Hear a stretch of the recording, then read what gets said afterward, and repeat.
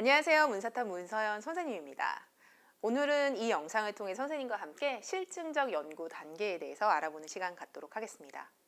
물론 실증적 연구 단계, 이 8단계라고 선생님이 이야기를 하는데 이 8단계 자체가 메인으로 출제되는 경우도 있고, 그런데 그거는 예전에는 좀 주가 됐었는데 요즘에는 아예 실증적 연구의 타당성이라는 형태로 문제가 출제되죠. 그 과정에서 이 문제는 가장 기본적으로 실증적 연구가 무엇인지, 어떻게 연구가 이루어지는지는 머릿속에 개념으로 잡혀 있어야 되죠. 그래서 오늘 실증적 연구 단계 8단계 알아보는 시간 갖도록 하겠습니다. 실증적 연구, 그 8단계를 알아보기 전에 선생님과 함께 실증적 연구가 무엇인지 한번 짚어보고 가는 시간 갖도록 하겠습니다.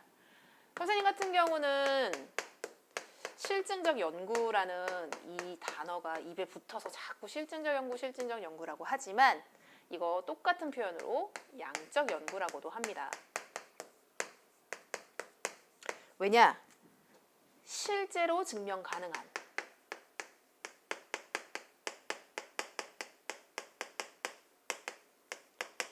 이거는 객관적인 수량화된 수치로서 검증할 수 있는 연구와 똑같은 거거든요. 이 실증적 연구는 자연현상을 연구하는 방법과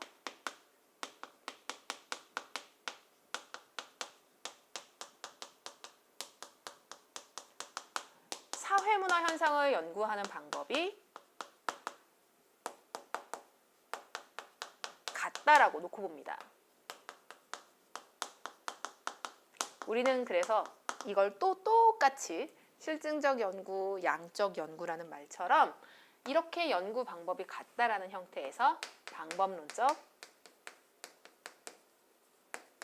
이론론이라는 말도 씁니다.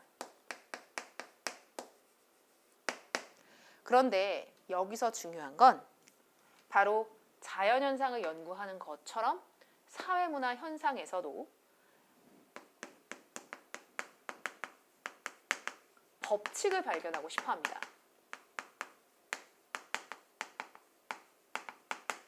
이게 목적이죠. 자연현상의 법칙을 발견하는 것처럼 사회문화 현상에서도 법칙을 발견하고 싶어요 라고 하는 게 바로 실증적 연구의 목적이라고 볼 수 있습니다. 그러니 실증적 연구의 이 8단계를 알기 위해서는 이 연구를 하는 목적이 뭘까? 이거부터가 머릿속에 있어야 되는 거죠. 사회문화 현상에 어떠한 규칙이 있고 법칙이 있는지 알아보는, 그래서 가설을 설정하고 그 가설을 검증하는 그 과정, 이게 8단계로 이루어져 있다고 보시면 됩니다. 이제 진짜 8단계 알아보는 시간 갖도록 하겠습니다. 선생님의 교재에 있는 이제 개념이 정리되어 있는 파트를 그대로 캡처해서 옮겨놨습니다. 왜냐하면 시간상 그냥 아예 써놓고 시작하는 게 조금 빠를 것 같아서요. 실증적 연구 과정 총 8단계로 이루어져 있습니다. 이 8단계로 이루어져 있는 이 실증적 연구, 다시 한번 뭘 생각해야 되냐면 사회문화 현상의 법칙을 발견하고 싶어서 이런 연구를 진행한다라는 거. 첫 번째, 문제 제기입니다. 나는 사회문화 현상이 이게 너무 궁금해. 나는 이거에 대해서 알아보고 싶어. 그게 뭐 여러 가지 것들이 있을 수 있겠죠. 인강 시청에 과연 학업 성취도에 영향을 미치는지 미치지 않는지, 혹은 부모의 소득 정도가 자녀의 학업 성취도에 어떤 영향을 미치는지, 원인과 결과, 이러한 현상들이 궁금해. 문제 제기입니다. 그리고 나서 바로 연구가 진행되는 게 아니에요. 자, 생각해봐요. 학생들이 어떤 수행 평가를 한다거나 어떠한 리포트를 쓰기 위해서, 보고서를 쓰기 위해서 난 주제를 설정을 했어요. 그 다음에 가장 먼저 뭐 할까요? 네이버를 찾아봅니다. 그렇지 않나요? 아니면 다음을 찾아봅니다. 그렇지 않을까요? 왜냐? 바로 연구에 진행하는 게 아니라 나는 이런 연구 주제가 궁금한데 그러면 다른 사람들은 어떤 연구를 진행했었지? 라고 해서 다른 사람들이 연구해 놓은 걸 한번 찾아보는 거죠. 그게 바로 선행 연구입니다. 실제로 내 연구가 직접적으로 진행되는 자료 수집 이전에는 선행 연구 쭉 할 수 있어요. 근데 우리가 보통은 문제 제기 이후에 선행 연구가 진행된다라고 평가원은 출제를 하고 있습니다. 그러니 문제 제기 다음에 다른 사람들이 어떤 연구를 하는지 궁금해. 그래서 나 한번 서칭해 봐야지 라고 하는 게 바로 선행 연구, 문헌 연구법이라고 생각하면 됩니다. 아, 다른 사람들이 이런 연구를 했구나. 그러면 가설을 설정합니다. 우리는 이 가설을 잠정적 결론이라고도 이야기합니다. 왜냐? 난 결론이 나왔다면 그건 법칙일 거예요. 우리가 검증하고 찾아내고자 하는. 그런데 이 법칙이 아직 검증되지 않았으니까 난 이런 법칙이 있을 거라고 생각해 라고 하는 부분이죠. 가설 설정입니다. 가설 설정하자마자 개념의 조작적 정의를 해야 됩니다. 왜냐? 개념의 조작적 정의라는 건 추상적 개념을 구체화시키는 것인데 아까 우리 사문현상의 법칙을 발견하고자 하는 게 실증적 연구의 목적이라 그랬어요. 그러면 원인과 결과를 수량적으로, 수치적으로, 통계적으로 검증해야 되는데 이거를 수치화시킬 수 있는 이 과정이 바로 개념의 조작적 정의죠. 개념의 조작적 정의도 다 끝났고 이제 직접적 연구 설계에 들어갑니다. 어떤 사람들을 대상으로 해서 표본을 설정하는 거죠. 연구를 진행할 것인지. 어떤 자료 수집 방법을 사용할 것인지 이런 걸 정하는 게 바로 연구 설계 단계입니다. 그리고 자료 수집 단계에서 실제로 연구 대상자를 대상으로 해서 이제 자료를 수집하는 거죠. 이 자료 수집 방법엔 질문지가 쓰일 수도 있고 혹은 실험법도 쓰일 수 있습니다. 이제 이렇게 자료가 수집된 내용을 가지고 분석을 합니다. 그리고 내 가설이 맞았는지 틀렸는지 검증하는 시간. 그리고 그 가설이 맞았다면 일반화하는, 즉 법칙화하는 그 단계죠.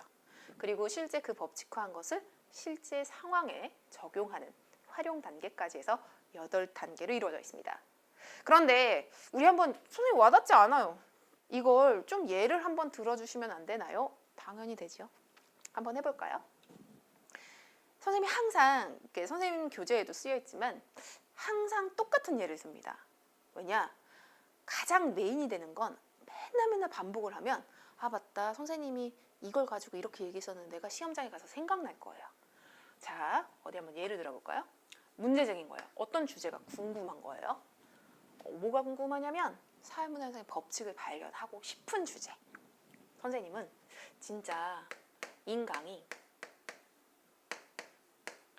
학업 성취도와 상관이 있는지가 너무 궁금한 거예요.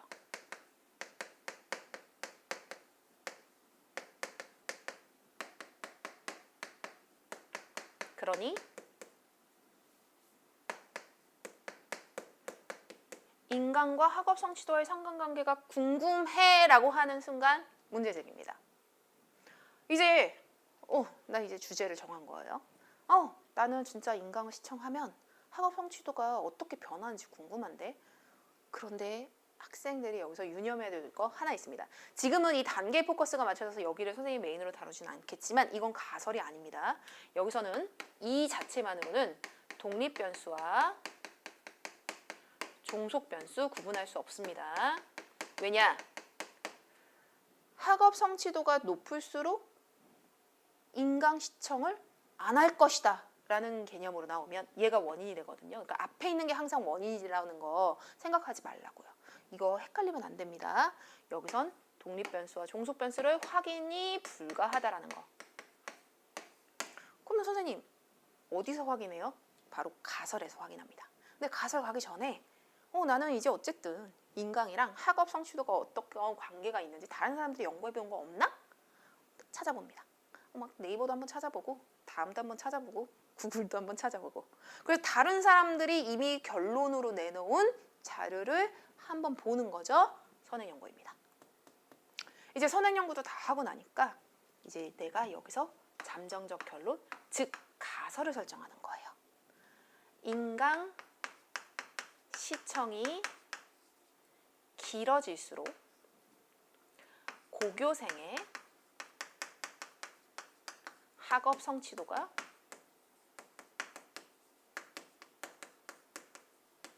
높아질 것이다.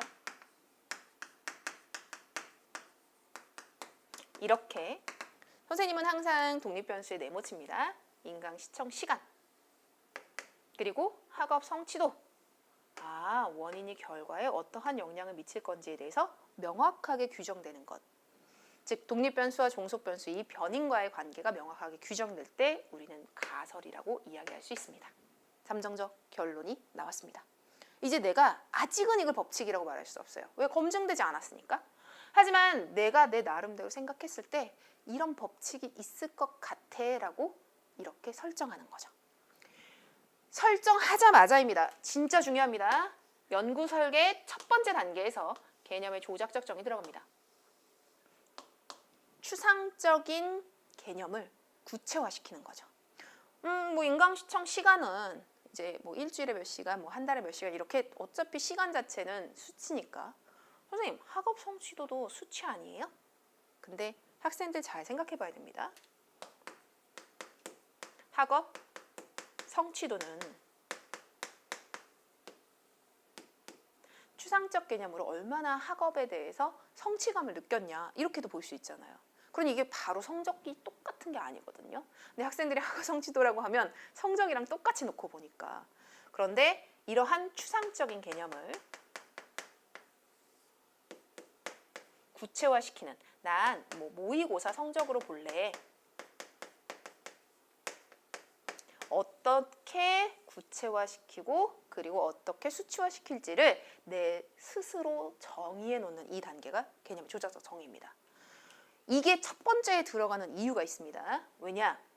내가 그걸 테스트를 할 건지 아니면 모의고사 성적으로 할 건지 아니면 내신 성적, 중간고사, 기말고사 성적으로 할 건지 이렇게 개념의 조작적 정의가 이루어져 있어야 거기에 맞춰서 연구 설계가 이루어집니다. 내가 모의고사 성적으로 하기로 결정을 하면 모의고사 성적을 확인하는 거고 만약에 내가 이걸 개념의 조작적 정의를 모의고사 성적이 아니라 테스트지를 만들어서 테스트를 한다라고 하면 이건 테스트지를 만들어야 되거든요. 그러니 연구 설계 첫 번째 단계가 개념의 조작적 정의 단계입니다. 어떤 경우는 간혹 가설 설정의 개념의 조작적 정의를 넣은 경우도 있습니다. 한 5년 전 EBS에서도 실제 가설 설정 단계에 넣어놓은 경우도 있었거든요. 중요한 건 가설 설정 하자마자 개념의 조작적 정의가 이루어져야 된다는 거. 개념의 조작적 정의가 있어야지 거기에 맞춰서 연구 설계가 이루어지기 때문입니다. 이제 연구 설계, 개념의 조작적 정의가 첫 번째 단계라면 연구 설계에서는 이거 말고도 난 누구를 대상으로 자료를 수집할 건지 표본 집단을 설정하기도 하고 그리고 내가 어떠한 방법을 통해서 자료를 수집할 건지 나 질문지 할 건데요. 저 실험할 건데요. 이런 식으로 자료 수집 방법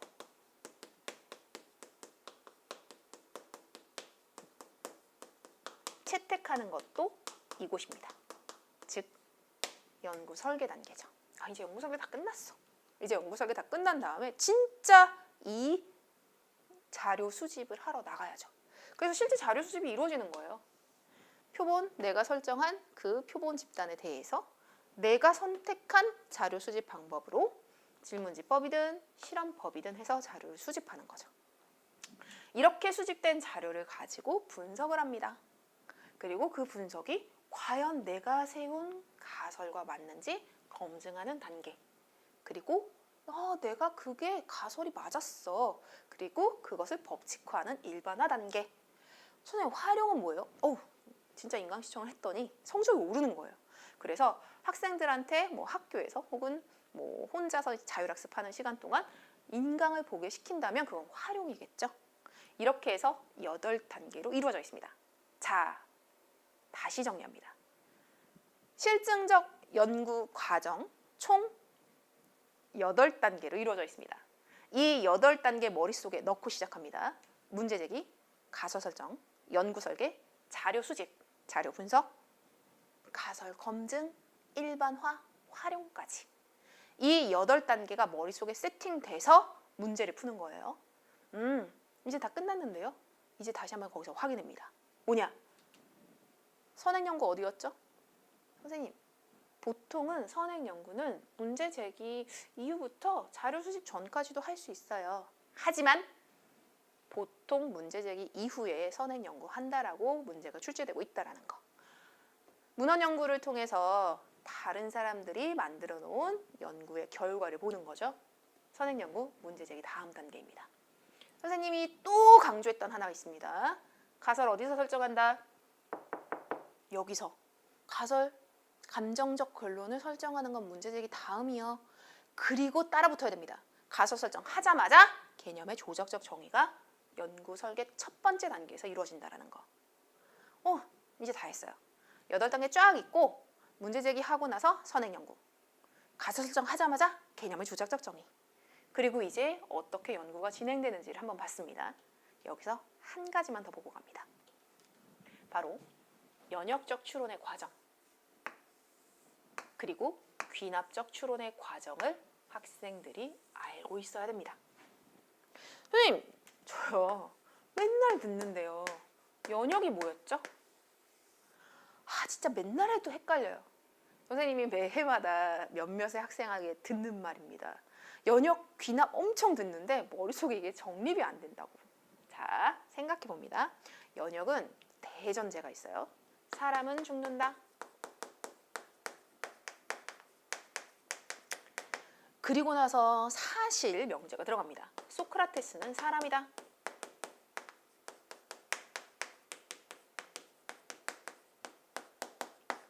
그래서 소크라테스는 죽는다. 이것이 대표적인 3단 논법입니다. 연역에. 근데 이게 왜 그러냐면 대전제 사람은 죽는다가 하나의 법칙처럼 되어 있어요. 그리고 이 법칙을 벗어나는 추론의 과정은 없습니다. 즉 대전제 하에 추론이 이루어지는 거예요. 선생님, 그러면 귀납은 뭐가 다르나요? 다릅니다. 귀납은 있는 사실 그대로에서 결론으로 모아지는 거예요. 얘는 대전제 하에서 그 다음 추론이라면 얘는 있는 사실 그대로죠. 그러면 예를 들면 옆집 할아버지가 나이가 들더니 돌아가셨어요. 너무 좀 충격적인가? 그 다음 뒷집 할아버지도 돌아가셨어요. 그 다음 할머니도, 아랫집 할아버지도. 사람은 나이가 들면 죽는구나. 이렇게 해서 있는 사실 가지고 결론을 내는 이 과정이 귀납입니다. 자, 선생님, 왜 가설 설정이 연역이에요? 잘 봐요. 우린 가설을 설정한 거예요. 인강 시청이 길어질수록 학업 성취도가 높아질 것이다. 나름의 하나의 큰 전제를 만든 거야. 근데 내가 거기서 연구 설계에서 너 고3인데 남자친구 사귀니? 야, 너 고3인데 여자친구 사귀니? 이런 거 물어보면 내 가설과 상관이 없는 내용이에요. 나는 내 가설 대전제 하에 추론이 이루어지는 것처럼 인강 시청 시간이 길어질수록 학업 성취도가 높아지는구나 라는 대전제 안에서 추론입니다. 거기에 맞춰서 개념의 조작적 정의도 하고 거기에 맞춰서 표본 집단도 선정하고 거기에 맞춰서 자료 수집 방법도 채택합니다. 그러니 야, 너 잠 몇 시간 잤어? 너 자율학습 했어 안 했어? 너 학원 다녔어 안 다녔어? 이런 걸 물어보지 않는 거죠.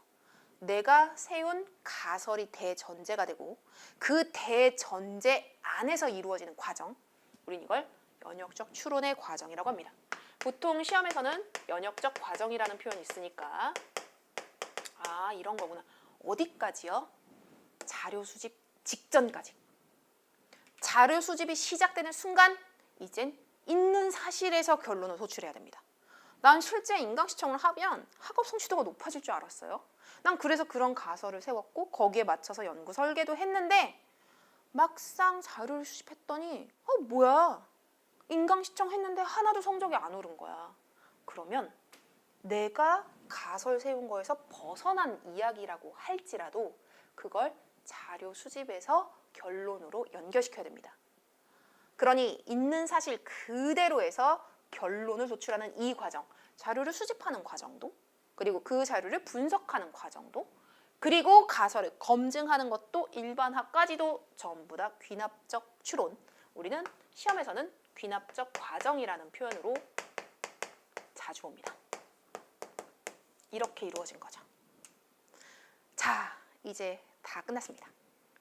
난 학생들한테 얘기를 할 때 이렇게 얘기하거든요. 난 이제 선생님이 얘기할 때입니다.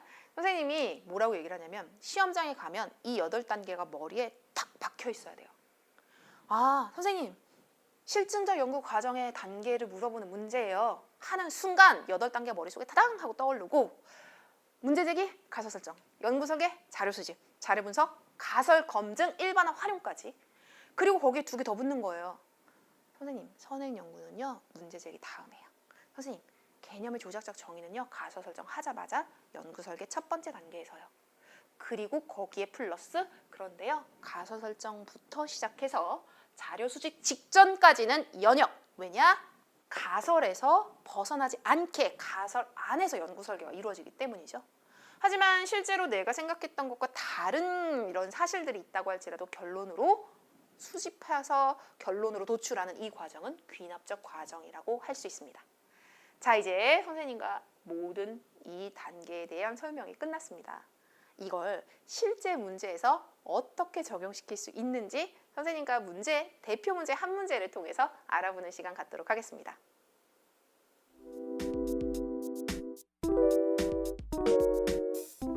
자, 이제 실증적 연구 과정 8단계와 그 순서, 그리고 그 과정의 특징을 실제 문제에 적용하는 시간을 가져보도록 하겠습니다. 적어놨습니다. 정말 깨알같죠? 글씨가 안 보일 겁니다.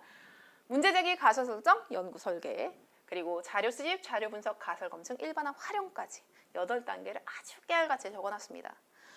보인다, 보이지 않는다가 선생님이 여기서 중요해서가 아니라 학생들 머릿속에 이 8단계가 있으면 돼요. 그걸 좀 선생님이 좀 가시적으로 보여주기 위해서 그냥 그림의 형태, 이미지의 형태로만 넣어놨지만 이거는 선생님이 이 문제풀이 하기 직전에 개념 정리할 때 이거 크게 정리해 줬으니까 학생들 A4 용지라든지 아니면 노트에 스스로 자기만의 노트 필기해서 이 8단계 정리해 놓고 옆에 피고 문제 풀면 됩니다. 그 대표 문제 20번 문제입니다. 자, 어디 한번 볼까요? 다음은 사회조사 연구를 위해 연구자가 작성한 메모이다. 이에 대한 설명으로 옳은 것은 이라고 이야기했습니다. 어디 한번 볼까요? 학력이 높을수록 성공적으로 노화한다는 점을 땡땡 지역의 특성에 맞게 활용할 수 있는 정책이 제안되었다. 얘 활용이네요. 이미 결론은 나왔고 그걸 활용하는 이 과정이죠. 활용. 보이지는 않겠지만 학생들 노트 필기 돼 있을 거라고 믿습니다. 8번째 이 마지막 단계죠. 얘가 활용이니까 가 들어갑니다. 이제 나로 가볼까요? 땡땡 지역의 사람들은 학력이 높을수록 성공적으로 노화했다는 점을 확인하였다. 어떠한 자료를 수집했고 그 자료가 어떤 내용인지 확인한 거예요. 학력이 높을수록 여기서는 이제 원인이 되겠죠? 노화의 정도가 좋아. 독립변수도 있고 종속변수도 보여집니다.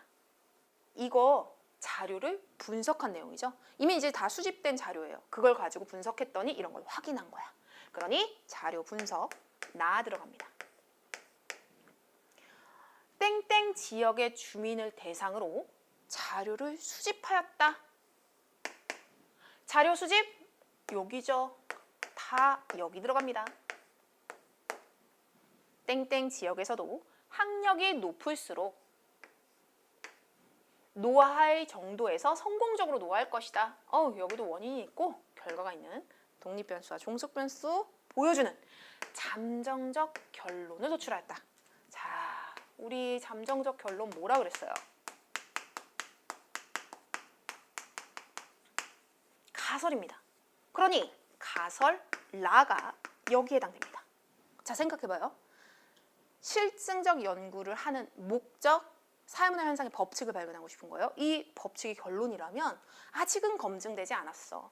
하지만 내가 이러이러한 법칙이 있을 거라고 설정해 놓은 가설이 바로 잠정적으로 내놓은 결론이라고 볼 수 있죠. 잠정적 결론, 가설 설정, 라. 학력 그리고 성공적 노화 그 관계를 고학력자들이 밀집한 땡땡 지역에서 탐구하는 것이 중요하다는 주장이 제기되었어요. 주장 제기, 문제 제기입니다. 여기 마가 들어가네요. 와우, 우리 순서 이미 다 나왔습니다. 선생님이 학생들에게, 선생님이 가르친 학생들에게 얘기를 하는 부분이 있어요. 시험장에 갔어. 잘 안 읽혀. 그러면 8단계 차라리 빨리 1, 2, 3, 4, 5, 6, 7, 8 이렇게 써놓고 시작하라고. 시험장 그 한 번을 위해서 많은 연습을 하는 거죠. 아, 이거 문 선생님이 실증적 연구 단계 8단계라 그랬는데 문제 제기, 가설 설정, 연구 설계, 자료 수집, 자료 분석, 가설 검증, 일반화 활용. 선생님이 이 정도까지 붙었어요. 학생들도 벌써 이 영상에서 이렇게 익숙해졌으면 좋겠는 게 선생님의 마음입니다. 그런데 이렇게 8단계 딱 해놓고 하나하나 맞춰서 이렇게 정리해놓으니까 이미 순서는 끝났죠? 자, 이제 문제 한번 풀어볼까요? 오, 3번에 가 있었네요. 자, 1번부터 봅니다. 나 이후 연구 단계에서 성공적 노화 등에 대한 개념 정리. 여기서의 개념 정리는 개념의 조작적 정의를 얘기할 겁니다. 개념의 조작적 정의 어디라 그랬어요? 연구 설계 첫 번째 단계, 여기가 바로 개념의 조작적 정의예요. 그러면 나가 아니라 라 이후, 즉 가설 설정 이후죠. 그러니 1번은 틀린 말입니다. 자, 이제 2번으로 가볼까요? 라로부터 다로 가는 과정은 귀납적이다. 이런 거 어디 한번 볼까요? 라로부터 다로 가는 과정. 따란. 여기 위에 뭐라고 써 있어? 귀납 아닙니다. 이 과정 연역적 추론이라고 했습니다. 이래서 좋은 거예요. 8단계 딱 해놓고 아, 선행 연구는 자리 어디? 아, 개념의 조작적 정의 자리 어디? 그리고 연역적 추론, 귀납적 추론까지 머릿속에 세팅돼 놓고 이 문제에 접근하면 정말 쉽게 풀 수 있습니다.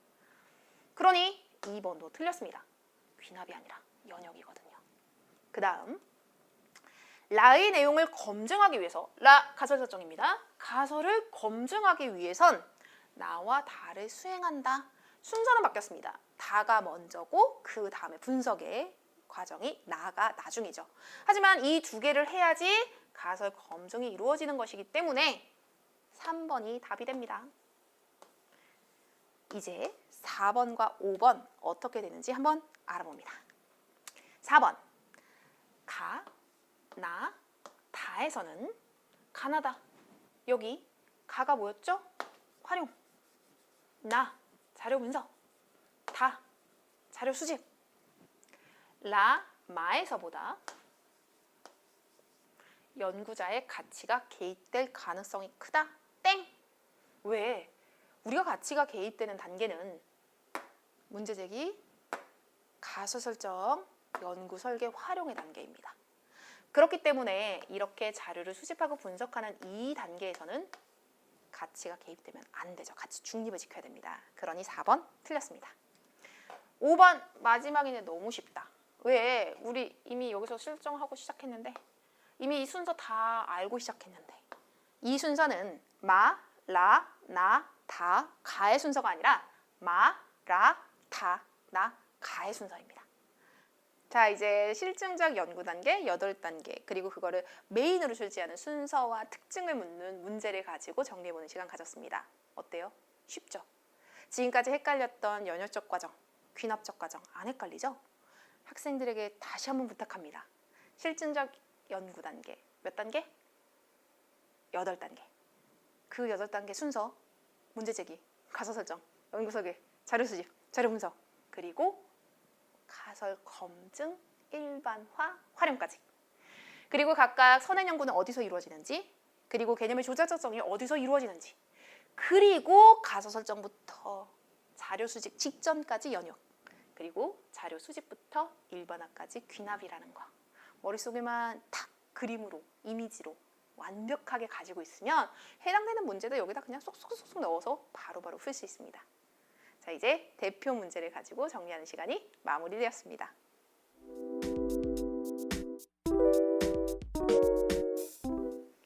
자, 이제 문제풀이를 통해 실제 이 실증적 연구 단계가 어떻게 문제로 출제되는지도 알아보았습니다. 이제 이 8단계 헷갈리지 않겠죠? 특히 연역적 과정, 귀납적 과정 어느 단계에 해당하는지, 개념의 조작적 정의는 어디에서 이루어지는지, 그리고 선행 연구는 어디에서 이루어지는지 이런 것도 전부 다 구분할 수 있을 거라고 믿고 싶습니다. 자, 이제 진짜 총정리로 마지막에 오늘 우리 뭐 배웠는지 한번 짚어보는 시간 갖도록 하겠습니다. 우리 오늘 실증적 연구 단계에 선생님 오늘 쥐고 있는 게 너무 많아서 8단계 배웠습니다. 8단계 확인해 봅니다. 문제 제기, 가설 설정, 연구 설계, 그리고 자료 수집, 자료 분석, 가설 검증, 일반화 활용입니다. 실제 시험에서는 활용이 나올 때도 있고 나오지 않을 때도 있습니다. 하지만 이 8단계 그냥 7개가 아니라 8개로 다 알고 나면 그 안에서 벗어나지 않기 때문에 이렇게 정리해두면 좋습니다. 하나만 더 보고 갈까요? 바로 선생님이 여기 위에 이렇게 색칠해 놓은 단계들이 있습니다. 뭐냐? 바로 가치 개입입니다. 이건 뭐냐? 연구를 진행을 하는 데 있어서 연구자의 가치가 반영될 수밖에 없고 가치가 개입될 수밖에 없는 단계들이에요. 예를 들면 문제 제기죠.